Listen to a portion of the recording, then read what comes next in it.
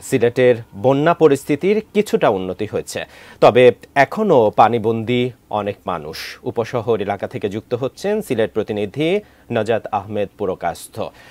নাজাত, নিশ্চয়ই আমাকে শুনতে পাচ্ছেন? নাজাত, যেমনটা বলছিলাম যে বন্যা পরিস্থিতির কিছুটা উন্নতি হয়েছে, তো কতটুকু উন্নতি হয়েছে সেই সাথে আশপাশের এলাকার অবস্থা আমাদেরকে জানান। আপনি যেমনটি বলছিলেন, সিলেটের বন্যা পরিস্থিতির কিছুটা উন্নতি হয়েছে।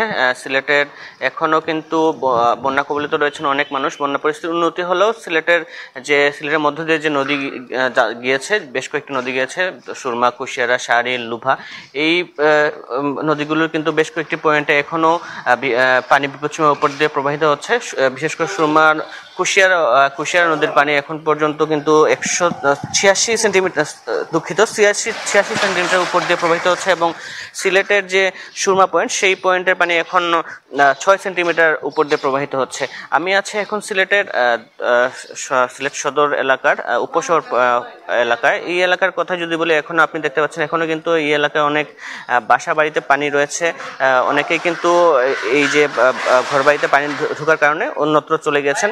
একই অবস্থা কিন্তু অনেক সিলেটের যে অন্যান্য উপজেলা রয়েছে। আমরা যেমনটি বলেছিলাম আগেও, সিলেটের মোট 60টি উপজেলাতে পানিবন্দী রয়েছেন প্রায় 6,40,000 মতো মানুষ। জেলা প্রশাসকের তথ্য মতে এখন পর্যন্ত কিন্তু তাদের যে আশ্রয়কেন্দ্র রয়েছে, মোট 550টির মতো আশ্রয়কেন্দ্র, সেই আশ্রয়কেন্দ্রে গতকাল পর্যন্ত কিন্তু 5,000-এর মতো মানুষ আশ্রয় নিয়েছিলেন। কিন্তু গতকাল রাত্রে সেই অনেকে কিন্তু উন্নতি হওয়ার কারণে, বন্যা পরিস্থিতি উন্নতি হওয়ার কারণে তাদের নিজ বাসস্থানে চলে গেছেন। সেই হিসাবটি এখন 3,000-এর কিছু বেশি।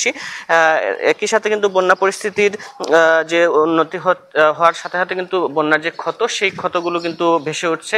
আমাদের সাথে কথা হয়েছে প্রশাসনের কর্মকর্তাদের সাথে, তারা যেটি বলছেন, বন্যার যে ক্ষত বা বন্যার যে ক্ষয়ক্ষতির পরিমাণ, সেটি কিন্তু বন্যার পরিস্থিতি পুরোপুরি কমে গেলেই জানা যাবে। একই সাথে বন্যার পরিস্থিতি উন্নত হতে আরো 4-5 দিন সময় লাগতে পারে, এমনটাই বলছেন সংশ্লিষ্ট কর্তৃপক্ষ। সব মিলে এই ছিল আমার কাছে সিলেট থেকে বন্যা পরিস্থিতির সর্বশেষ খবর।